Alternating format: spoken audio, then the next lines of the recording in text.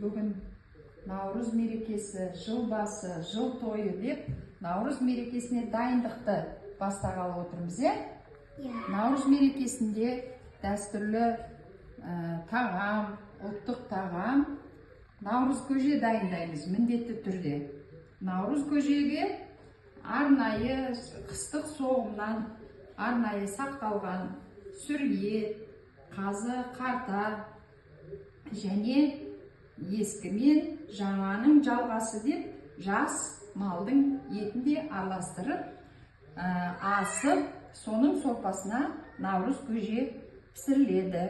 Әдетте Наурыз көжені 7 түрлі немесе 9 түрлі тағамны қосып жасайды.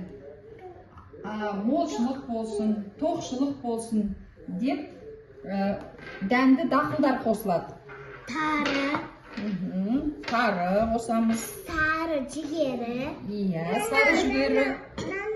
Бидай қосамыз. Ақ жүгері. Одан кейін бұршақ қосамыз. Және ақ мол болсын, қайда барса жол болсын деп, Наурыз көжеге міндетті түрде айран, құрт немесе қатық араластырылады, қосылады.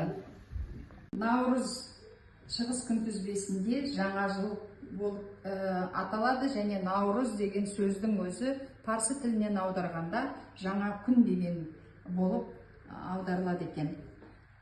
Шығыс халқы Наурыз мерекесінде өздерінің ұлттық тағамдарын, әр халық өздерінің ұлттық тағамдарын дайындап, мол дастархан жайып, бір-біріне қонаққа барып,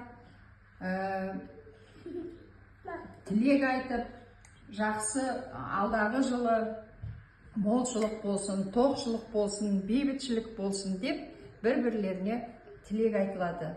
Және Наурыз мерекесінде бұрынғы кездері жаугершілік заманда да Наурыз кезінде жаңағы бір-біріне қарсы болған, бір-біріне жау болған адамдар да соғысты тоқтатып, Наурыз мерекесін атап өткен.